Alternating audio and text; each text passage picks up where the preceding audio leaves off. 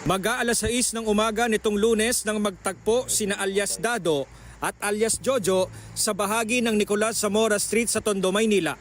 May sinabi si Dado kay Jojo at maya-maya inundayan ni Jojo ng saksakang kaalitan. Nakatakbo at nakaiwas pa ang biktima pero hinabol at inabutan siya ng sospek.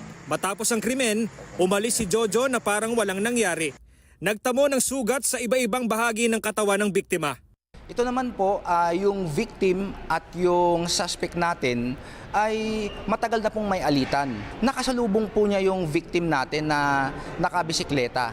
At yun nga po, siniguan po siya ng victim natin na tumabi ka at baka kita ay masagasaan. Doon po nag-umpisa na saksakin po ng suspect natin yung victim natin. Gamit po yung isang scissor.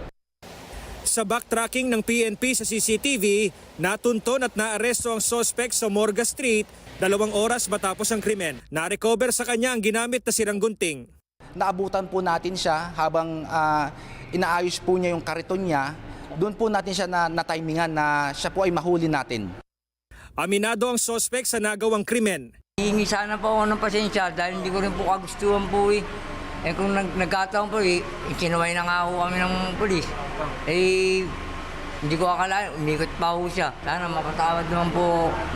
Nagpapagaling pa sa ospital ang biktima habang maharap sa kasong frustrated murder ang suspect na nasa kustodiya ng Police Station 2 ng Manila Police District.